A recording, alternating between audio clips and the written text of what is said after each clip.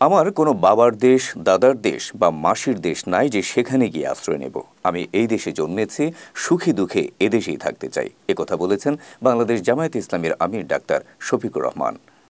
বসে যান আমিরে জামাত, অল্প সময়ের মধ্যেই ওনার বক্তব্য শুরু করবেন ইনশাআল্লাহ। শনিবার সকালে সিরাজগঞ্জে দারুল ইসলাম একাডেমিক মাঠে বাংলাদেশ জামায়াতে ইসলামীর রুকুন সদস্য সম্মেলনে প্রধান অতিথির বক্তব্য রাখেন জামায়াতের আমির।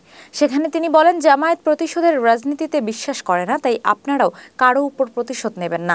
বেআইনিভাবে নয়, রক্ষী বাহিনী যেভাবে খুন করেছে সেইভাবে নয়, নব্যরক্ষী বাহিনী দিয়ে আপনি যেভাবে বাংলাদেশের মানুষকে আয়না করে টেনে নিয়ে অন্ধকারে মাসের পর মাস, বছরের পর বছর রেখেছেন সেইভাবে নয়, যেইভাবে বিনা বিচারে যেখানে সেখানে ক্রসফায়ারের নামে মানুষ খুন করেছেন ওইভাবে নয়, আইন প্রক্রিয়ার মধ্যে।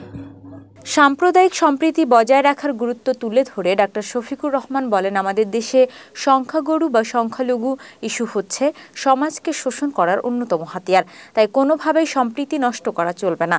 সাদাকে সাদা আর কালোকে কালো বলতে হবে, আর কোনো ষড়যন্ত্র সফল হতে দেওয়া যাবে না।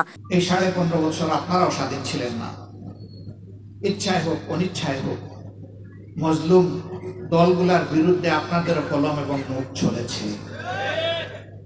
কারো ভয়ে লুবে কিনা আমি এটা বলতে পারবো না। অনেকেই বলেন চাপের কাছে আমরা অসহায় ছিলাম, আর শাসকরা বরাবর বলেছে মিডিয়া আমাদের স্বাধীন। কতটুকু স্বাধীন আপনারাই ভালো বলতে পারবেন।